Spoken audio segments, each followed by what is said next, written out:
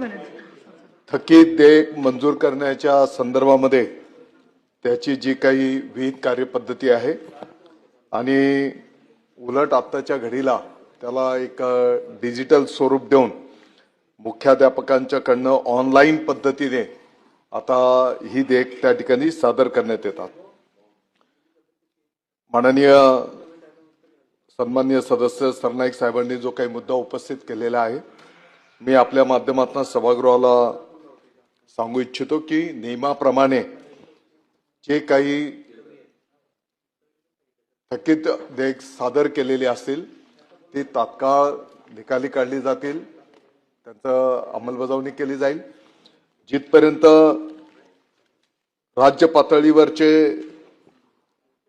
थकीत बिल आहेत तर देयक आहेत, या संदर्भामध्ये 15 ते 20 मार्च पर्यंत ही सर्व बिल त्या ठिकाणी निकाली काढली जातील आणि या संदर्भातला दर वर्षाचा हा कालबद्ध कार्यक्रम आहे। याचं जे काही स्टेपिंग आहे, मग जिल्हा पातळीवर विभाग पातळीवर आणि राज्य पातळीवर या पद्धतीने हा कार्यक्रम त्या ठिकाणी राबवला जातो। पर्टिक्युलर कुठल्या केसच्या संदर्भात आपण आता जो काही मुद्दा विशद केलेला आहे, 1-2 ओळी जर आपण लिहून दिल्या तर त्याचं तात्काळ चौकशी केली जाईल आणि नियमाप्रमाणे असेल तर तात्काळ विषय मार्गी लावला जाईल।